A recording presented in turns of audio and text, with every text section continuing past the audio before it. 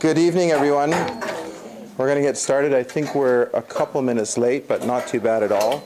We'll try and have everybody out by the third period of the Canucks game tonight. That's the goal. So welcome. My name's Chris Beaton. I'm the Vice President of the Dover Bay PAC. Shino's here as well, the President of our PAC committee. Welcome, as I said. I'll introduce our speakers in just a second, but just to give you a little bit of a background for those of you who weren't here at our first session, why we're doing these four evenings, these four discussions. You know, we know there's a lot of change going on in the district. We know there's a lot of conversation happening in the province around education. And we are aware over the first several meetings of our PAC group this year, there was a lot of interest, although it's not reflected in the number of Dover Bay parents here tonight, a lot of interest about those changes in education. And what we were finding was that we were spending a little bit too much time at our PAC meetings talking about education, not about the business of PAC, which is good on one hand, but challenging on another. So what we decided to do was to work with the staff here at the school and at the district to organize these four evening sessions to give it more of a focus, give us more time to have a full conversation. And working together, we came up with the four different topic groups. Tonight's the second of the four series. And I guess that's it, I think. Here comes a parent from Dover Bay. And you're coming in. Join us. So Darlene Crane is here to, I guess, guide us through this, most of the evening, as well Dave Hutchinson. So we would welcome both of them. That's it, I think? Okay. So thank you, everybody, for coming out, and I look forward to a good discussion tonight.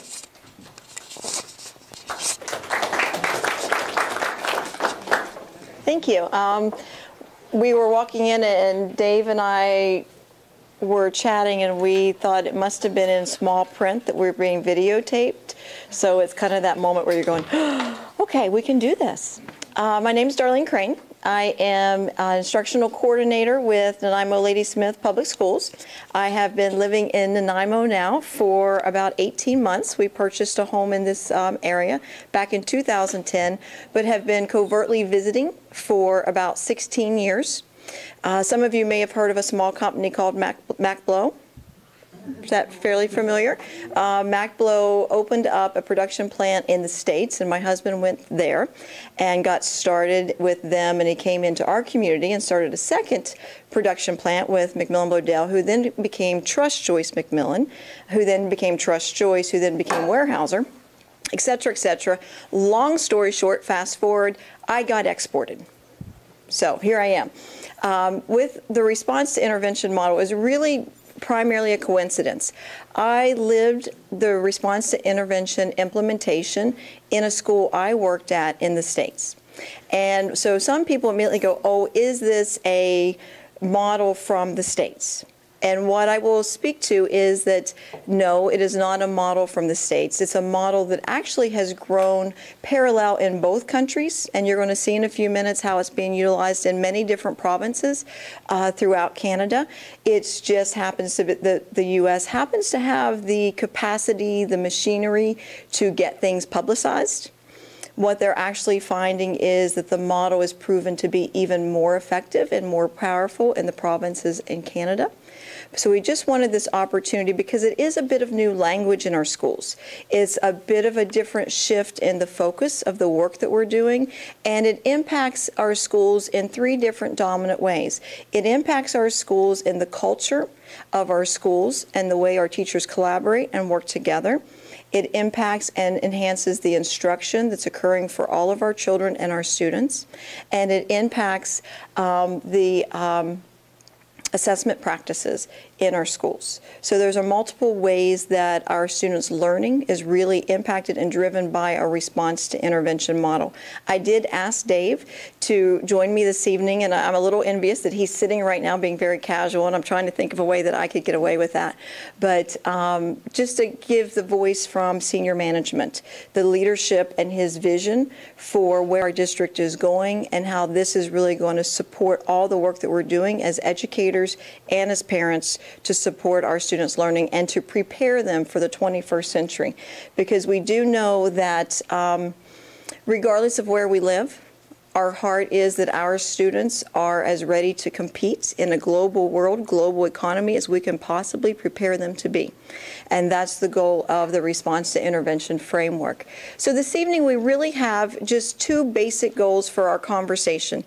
And we really, you know, Dave and I, when we had a chance to talk about this, one thing that we both really wanted to articulate and to demonstrate is a very informal, we'll talk through this. So feel free to ask questions as we go.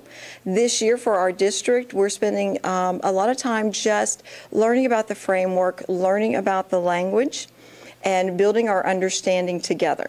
So we want to give you that opportunity as community members as well. So our goals are to look at the understanding of RTI and explore how a response to intervention will improve the learning for our students. Anything you want to add so far? Well, first of all, I'd like to welcome one of our trustees, Sharon Welch. Thank you for joining us. The only other thing I'd add is this isn't really my vision. The board has a vision, it's success for all. And I hope you'll sort of find as we go through the evening that this is a framework that lends itself best to ensuring that every single student who is challenged in their learning has their needs addressed through this model. And I've already messed up because I didn't pass the microphone to him, but I'm fairly certain if he was standing up closer to me, I would have remembered. He's not jumping on that at all. We had an opportunity on February 1st to bring our entire staff together. It's one of the first time, it was a very historical moment for Nananimo-Ladysmith Public Schools, where every employee in the district had an opportunity to hear the same message. Every employee in our district had the opportunity to learn together about the vision and where we're going.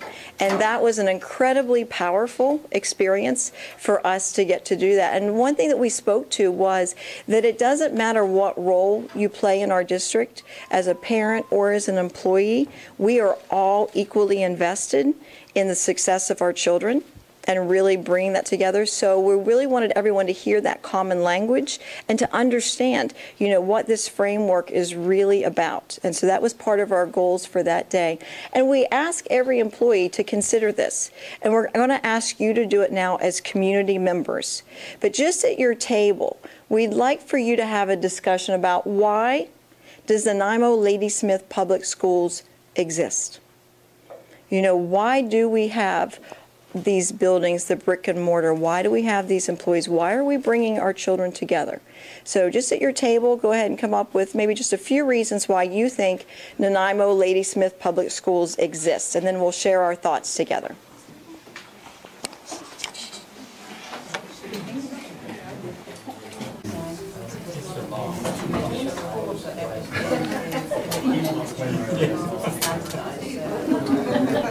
Make sure everybody comes to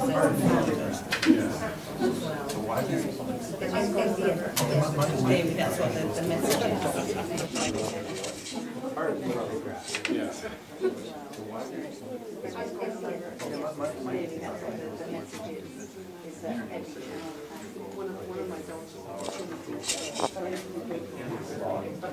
Yeah, I'm with her. Is it really optional?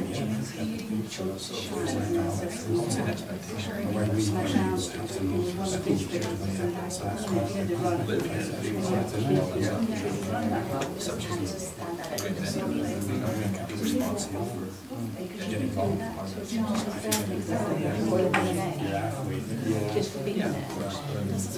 And that's not fair. Could a child that could have been.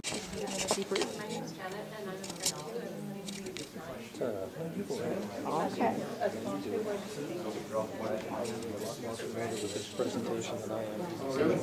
If I could go ahead and attempt to interrupt again. It is, you know, what an amazing opportunity to bring together representatives from our whole community to have this conversation, to have these thoughts. You know, why do we exist as a district? What are our vision and our goals? You know, what is it that we're serving?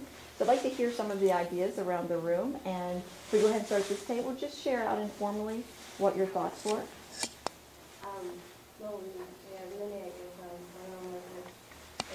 I'm sorry, can I interrupt? Because